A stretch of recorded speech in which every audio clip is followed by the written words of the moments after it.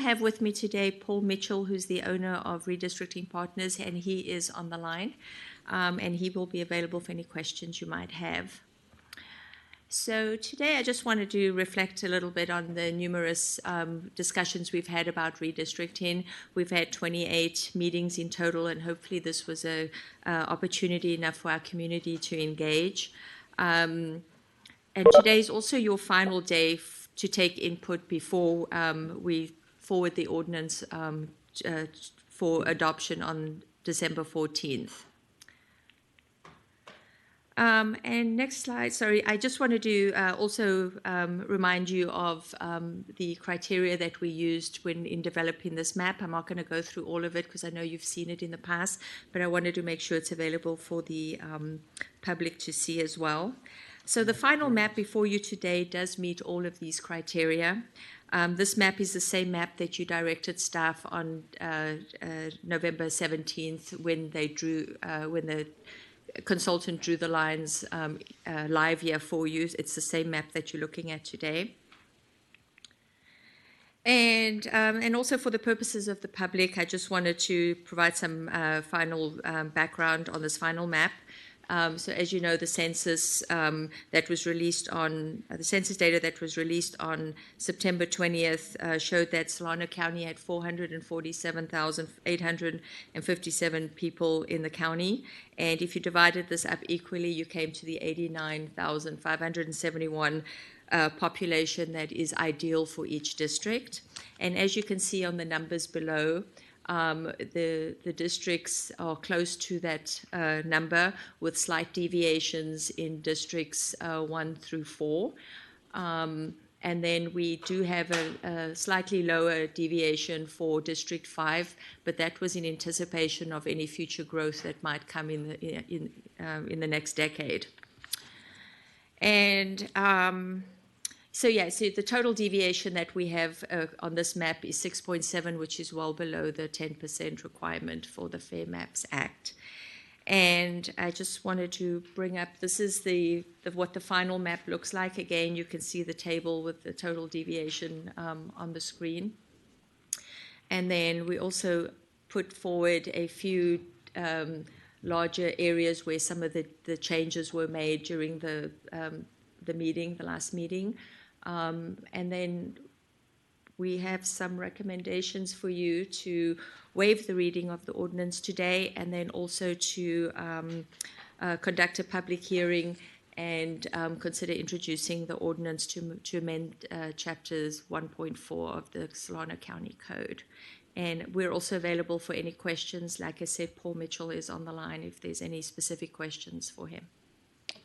Thank you. So, well, go ahead and take the first one, waive the reading, and then. Well, I have a question.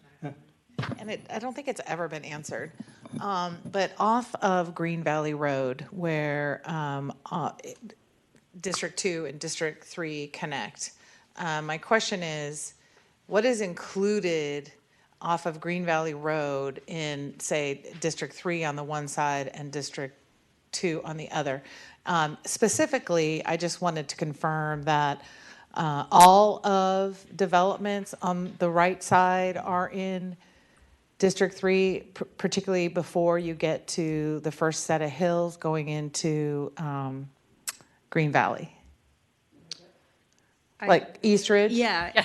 So everything going up Green Valley Road to the east. So if you look at the map here. Right. So if you like, I know, I've looked at it a thousand times. So it provides zero detail. Okay, so 80 north on Green Valley Road, everything. So you're coming at the stop sign at Green Valley Road, overcrossing, everything to the east. So that would be Lower Lakes area.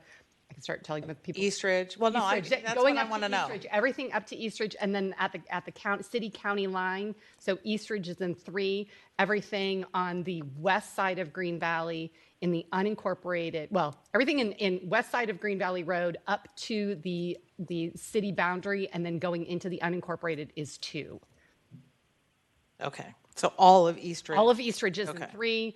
East Ridge is the boundary as it meets on the north-south between 2 and 3. Is it parallel the city limit line? I'm sorry, what? No. No. What'd you say? Doesn't parallel the city limit line? East Ridge, yes, yeah. Yes. Yeah. Well, on that part, but Yeah. it gets to that point on the road, and then there's a point where on the west side of Green Valley Road, which is where Nelda Mundy I'm looking at, right? So that subdivision over there is all in 2. So it kind of, the boundary of 3 is the city line, but then it comes to Green So Valley. it doesn't which then include shifts all the development that is, say, where Rockville Road and Green Valley Road meet. It doesn't include all of that, right? No, Right. Rockville Road, So Green some of- Valley is in 2. Okay, thank Yeah. you. That's all I had. Yeah, sorry. Okay. So can I have a motion to waive the reading? On that one? No, I'll go to this one. Public. So been moved in second. Please vote.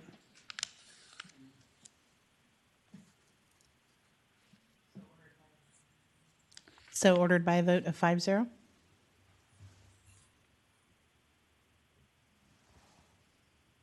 And now I'll open the public hearing to introduce the ordinance. Public hearing's open. Any comments from board members? I have no cards. Do we have a caller? You have a card. George, you put a card in. I'm sorry. I was looking past you. Okay.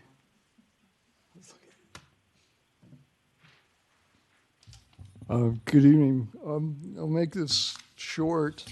Looks like Sassoon is still in 2 districts, and looks like I'm being switched from 5 to 3, but I can live with either 3 or 5.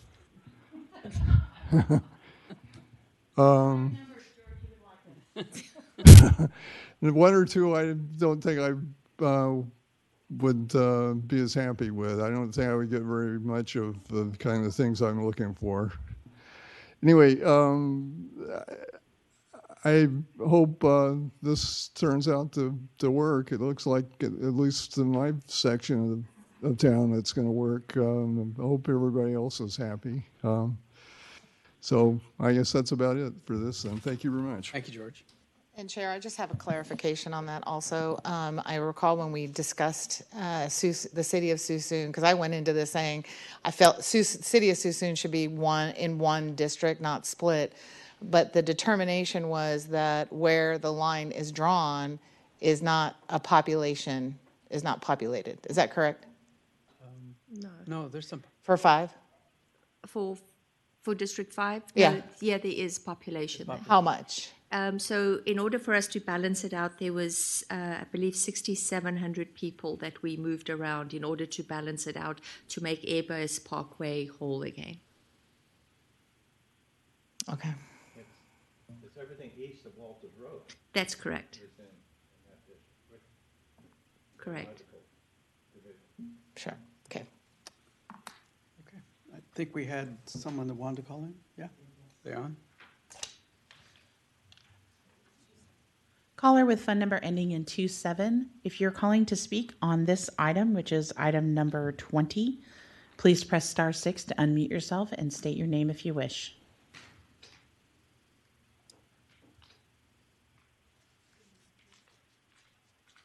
Caller, we can see that you're unmuted.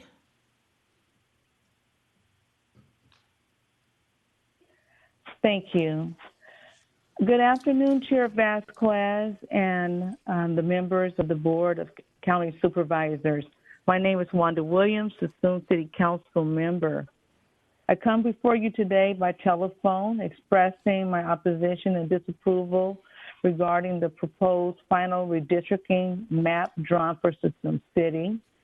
It will divide Suisun City into districts 3 and 5, thus rendering us without appropriate representation at the county level.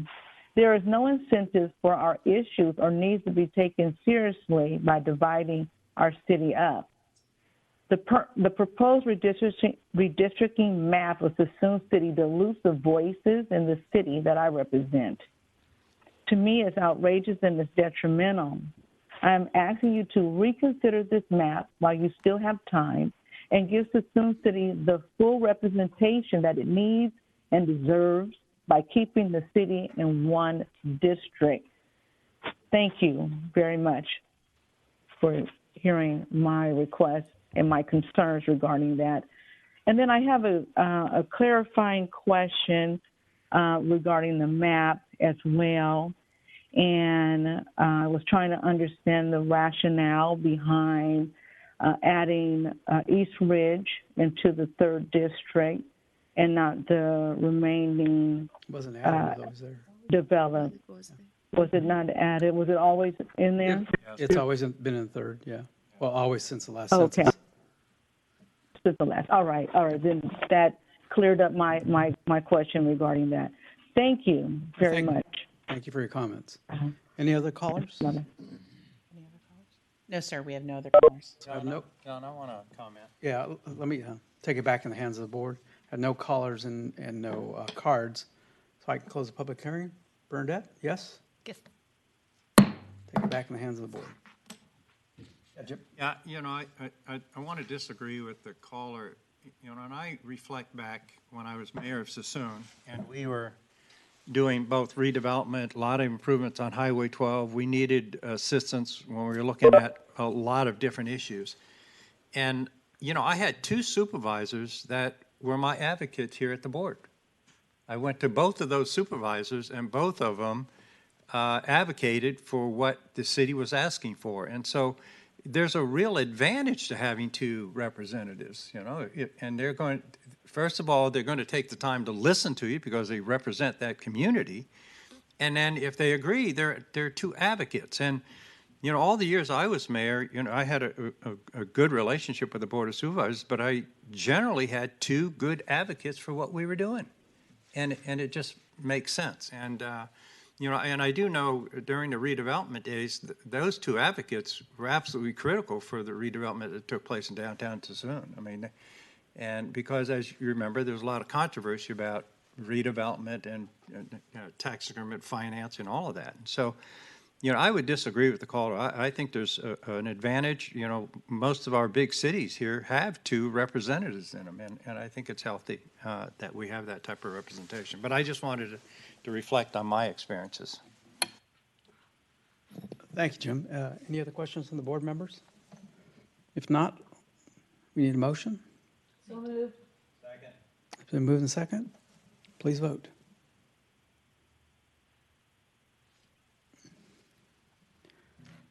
Michelle, if I Thank you, Michelle. So ordered by a vote of 5-0. So I just want to let you know that we have made it under the wire. It will be on your next week's consent calendar, and then the actual ordinance will be adopted or be effective 30 days thereafter. The MAPS Act requires that it actually be adopted by December 15th. So I just want to say, it looks like we've made it. Congratulations.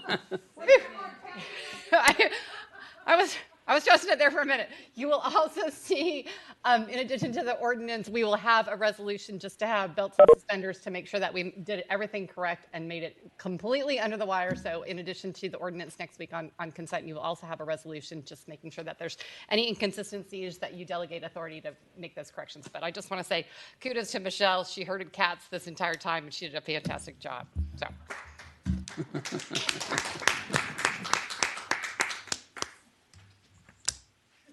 So our next item is scheduled for 2 o'clock. It's the land use and transportation item. I want to go ahead and take board member comments if board members are ready. For the afternoon? Yeah, we have 2 o'clock. No, I know. Oh, I see what you mean, like we were finished. Okay, my bad. If you don't want, we can wait till. No, it's fine. That was a quick, no. Please don't make us wait. Jim, anything? No, I have nothing. Aaron?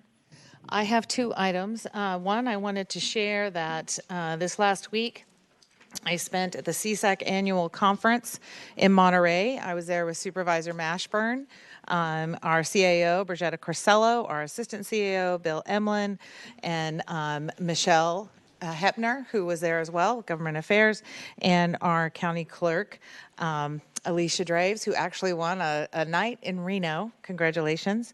And apparently Matt Tuggle. I had no idea. I didn't see him there. They're on a little different track versus the supervisors.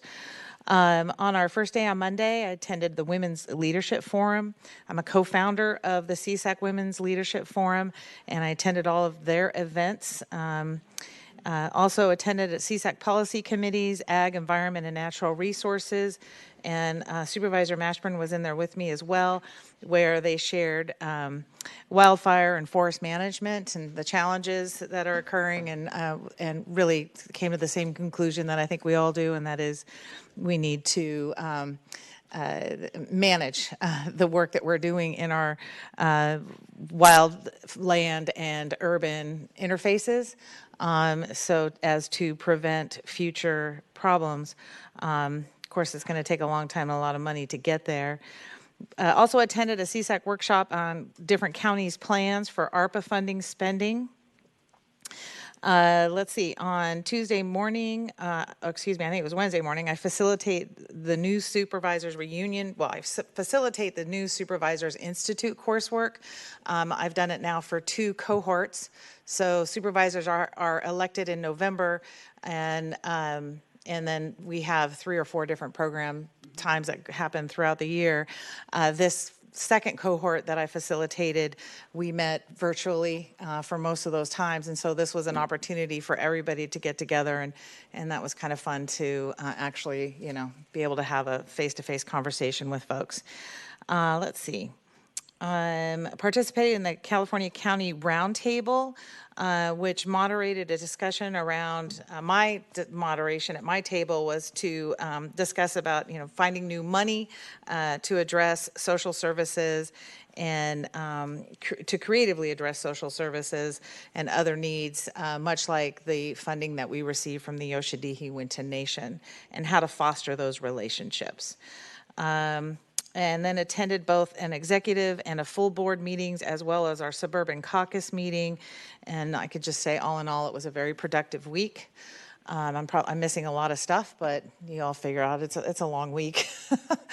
And then I want to adjourn our board meeting in memory of Dorothy Pendergast, and she had a son that worked here at the county for many years. She passed at the age of 94. She was a longtime Vallejo resident and business owner, and she passed on November 23rd. She was born in Vallejo. She was both a wife and a business partner to her husband, Bill Sr. They opened their first mobile gas station together in 1946. Then they owned and operated 2 Chevron stations. And in 78, with their son, Bill Jr., and his wife, Denise, they established the Pendergast Auto Center, which they operated until 2006. Over the years, their sons, John, Matt, and Dan, also spent time working with Dorothy and Bill in various business enterprises. Dorothy was very proud of her history of Vallejo and the fact that her family could trace back their roots in Vallejo to the 1890s. She grew up on the Lewis Ranch, saw Vallejo grow from a small rural town to a bustling industrial city during World War II and after, and her love for Vallejo was very strong. She's survived by 5 children, 10 grandchildren, numerous great-grandchildren, and great-great-grandchildren. And with that, I want to honor Dorothy and her efforts to support the city of Vallejo and the fact that her family is mourning her today. So that's all I have, Chair. Thank you. Monica? I would just like to adjourn in memory of a retired teacher, Patricia Blake Smith. She was very active in the teachers union as well as her husband, Don, who preceded her. She taught for 35 years in Fairfield Sassoon and loved traveling when she and Don both were able to retire. So it's kind of, like when the old guard starts leaving. So she was a really nice woman, very, very nice. And I would like to adjourn in her memory. Thank you. Mitch? Yes, Mr. Chair, I don't have any adjournments in memory, but I do have a request of the board that I would like to share with them. It's one of those things that came out of the CSAC for me, and that is to ask if the board would indulge having staff review and come back to us with a proposal for participation in RCRC, the rural counties, because we have so much agriculture in our county, because we have, it's almost $1 billion of our county's revenues, or not the county's revenues, but of the economy in our county. I feel that it would benefit us to have access to those lobbyists, to have access to those tools that RCRC uses, to the studies that they do, And so I would ask the board if they'd be willing to indulge having staff bring that forward to us and make a determination about a membership. I certainly would be supportive of that, and I think that's all it takes, doesn't it? No, I mean, supportive of his request. Yeah. We'll bring it back in January. Thank you so much. Thank you, Mitch. Thank you for mentioning that, because I forgot to mention that I'd like us to discuss down the road, agendize the county's plan for broadband. Without a plan right now, my understanding is, attending this webinar, that we're only going to get like $5 million. And there's a lot of money coming down. We need to have a plan. How are we going to implement that? And start grant writing to get those funds. And if we were part of the rural group that you mentioned, we would have been part of that broadband, because they did it for their 26 counties, I think, that are part of them.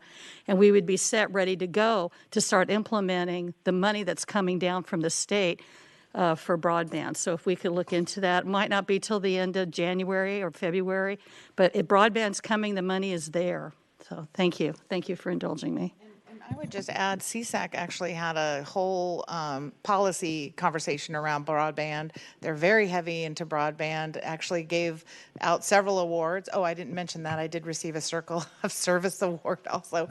But several people received that, and you don't have, they are suburban counties that are looking at broadband, so.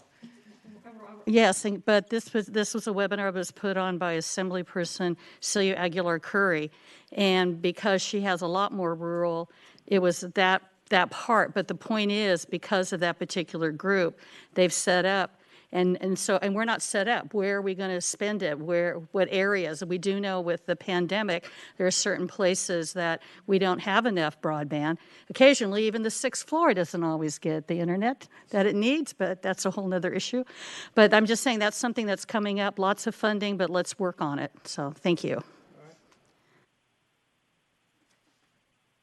That's it for board member comments. So we have a time certain meeting at 2 o'clock.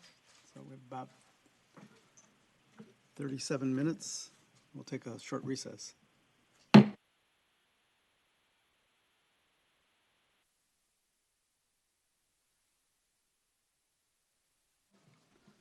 I'll reconvene the Solano County Board of Supervisors meeting for December 7th, 2021.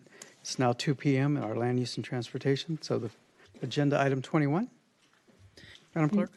Conduct a notice public hearing opened October 26, 2021, and continued to a date time certain of November 9th, 2021, and then to December 7th, 2021, to adopt a resolution to approve lot line adjustment application LLA 2002 of Gary and Virginia Lee and David and Amber Webb to reconfigure the common property line between the two adjacent lots, one under Williamson Act, located at 3490 and 3570 Cantaloupe Road, Vacaville, within the exclusive agricultural